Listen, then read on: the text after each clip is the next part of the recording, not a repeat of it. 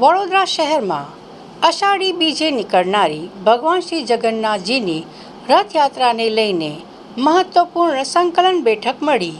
વડોદરા શહેરમાં અષાઢી બીજે નીકળનારી ભગવાન જગન્નાથજીની રથયાત્રાને લઈને વડોદરા મહાનગરપાલિકાની વડી કચેરી ખાતે મહત્વપૂર્ણ સંકલન બેઠક મળી હતી. આ બેઠક મેયર ગીતાબેન મકવાણાના અધ્યક્ષસ્થાને યોજાઈ હતી. જે બેઠકમાં ડેપ્યુટી કમિશનર, ડેપ્યુટી મેયર સહિતના પદાધિકારીઓ, અધિકારીઓ હાજર રહ્યા હતા. જરૂરી વ્યવસ્થાઓ જેમ કે વૃક્ષોની ટ્રીમિંગ, રોડ, સ્ટ્રીટ લાઇટ જેવા મહત્વપૂર્ણ વિષયો પર ચર્ચા વિચારણા કરીને જરૂરી આદેશો અને વ્યવસ્થા કરવા માટે સૂચનો કરવામાં આવ્યા હતા.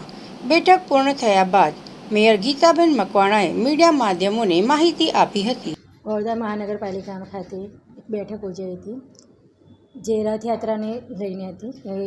16 તારીખે જે આપણી રથયાત્રા દર વર્ષોથી પરંપરાગત રીતે નીકળે છે, તો એ માટેની એક બેઠક યોજાઈ હતી.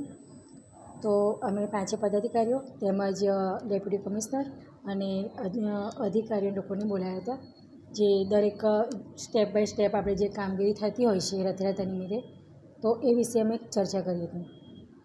એમાં જે રથ નીકળે એ ટાઈમિંગે રસ્તા તેમજ ઝાડ કોઈ નમી ગયેલા હોય એના વિશે, તેમજ ગટરને ઢાંકણ છે અને સ્ટ્રીટ લાઇટ, દરેક એક વસ્તુની અમે સ્ટેપ બાય સ્ટેપ ચર્ચા કરી લીધી.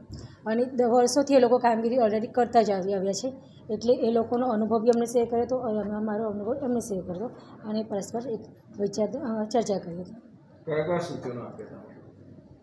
ખાસ કરીને સૂચનમાં તો વરસાદને લઈને ઘણી જગ્યાએ પાણી ના ભરાય, તેમજ કોઈ જગ્યાએ કામકાજ ચાલતું હોય તો એની વહેલી તકેદારી પૂર્ણ કરીને એને પેચવર્ક કરાવવા માટેના સૂચન આપ્યા છે.